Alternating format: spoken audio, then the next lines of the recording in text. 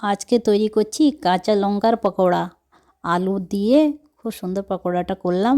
তো আপনাদেরকে দেখাই কেমন আছেন সবাই। আশা করছি ভালো আছেন। আলহামদুলিল্লাহ আমিও ভালো আছি।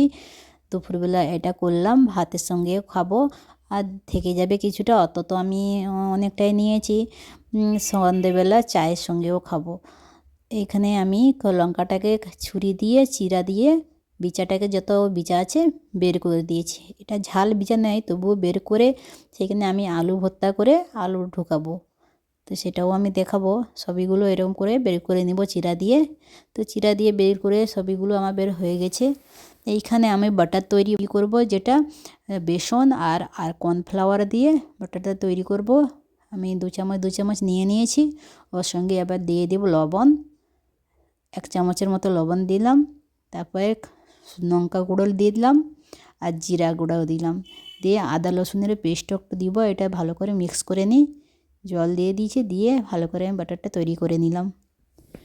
এখানে বাটারটা তৈরি হয়ে গেছে। বাটারটা ভালো করে খুলে আমি রেখে দিব 10-15 মিনিটের রেস্টের জন্য। তারপরে সেখানে আলু সিদ্ধ হচ্ছে, ওভেনে আমার আলু সিদ্ধ হচ্ছে। তো বাটারটা তৈরি হয়ে গেছে। আদা রসুনের পেস্ট দিয়ে দিয়েছিলাম। তারপরে এইখানে আমি চিরা যে লাগিয়েছি এর মধ্যে আলু ভর্তা করে রেখেছি। এই যে সে আলু সিদ্ধ করে ওর মধ্যে কাঁচা লঙ্কা, আদা রসুন পেস্ট, হলুদ লঙ্কা সব দিয়ে, ধনেপাতা দিয়ে আমি একটা আলু ভর্তা করে রেখেছি।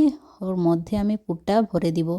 কাঁচা লঙ্কার ওপরে সবইগুলো এরকম করে পুরো ভরে দিব। একটাকে দেখাচ্ছি ভরে, আর বাটারটা এরকম চামচ দিয়ে, বাস তেল এইখানে গরম হচ্ছে দিয়ে দিব। সবইগুলো একটা একটা করে এরকম করে সবইগুলো দিয়ে দিব।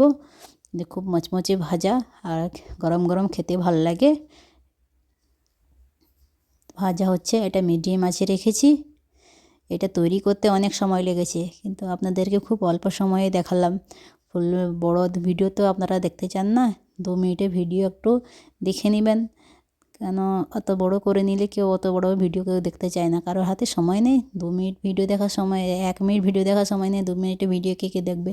ঠিক আছে, ছাড়েন, কোনো সমস্যা নেই। এখানে আপনাদের সঙ্গে কথা বলতে বলতে এই যে আমার ফ্রাইটা হয়ে গেছে, খুব মচমচে ফ্রাই হয়েছে।